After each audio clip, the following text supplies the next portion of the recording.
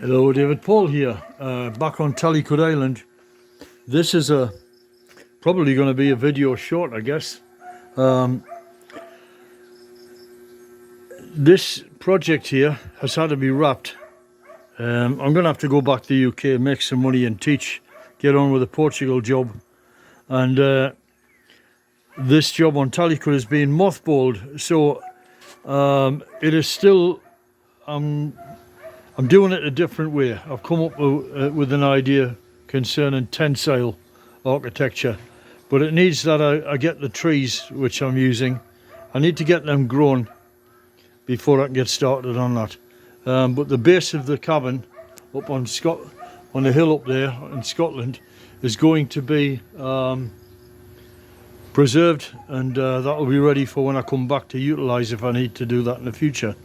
Because even if I don't use this project, you know, somebody can, and it's a demonstration that I want to see demonstrated, basically.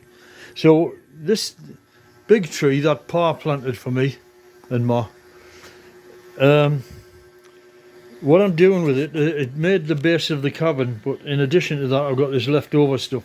So what I'm making at the moment is this is the bottom side of a rustic table that I'm making to replace the one that they all sat around as kids, because it's rotten with termites now.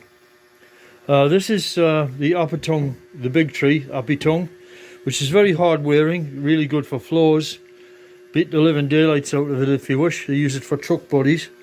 It's dried out tremendously since I've been away, and it's really light. I'm very surprised at that. So it's going to have to be a rustic table. This is not cabinetry work, because it's going to move with the the varying weather and stuff. So you're never going to have like tight joints, and you're going to need to mature this wood for years in order to get it to do that kind of thing. And I don't have that time. I don't even have that amount of life. So we've got these crossbars here. These will be fitted here. Either screwed in or nailed through, depending on what I've got available here, and then that's it. I kind of like this look, you know, the way this is machined up, and this is the bottom, so it doesn't matter that much.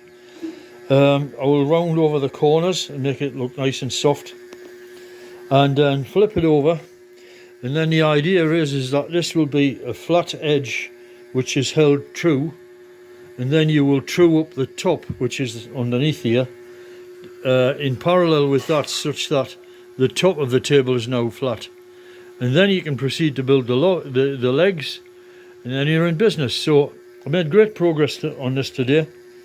I've only been here half a day, arrived on the ferry at about 1:30, so I've got these prepared, this done. This is the last of this wood that I can utilise for short bits, so I'm really fortunate I managed to pull it off. And there will be legs situated here. To be decided. When I flip it over and decide what it looks like, then I'll decide how I'm going to do the legs. The legs will be mahogany, machined from logs. Each one is a log in itself, and possibly machined round. I think I may do round legs. It'll be an interesting feature, that. Yes. So the idea is that it's kind of like a tree. It's like a bunch of trees. So you've got the logs, which are circular logs there, the circular legs, and this is like the foliage of the tree running flat on the top. So we'll see what that looks like tomorrow when I start on the legs.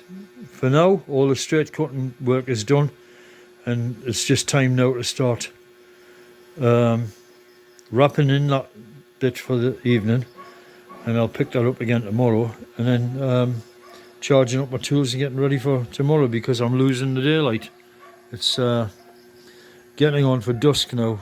Half an hour and it'll be black here, and that's it. So Jesus be with you.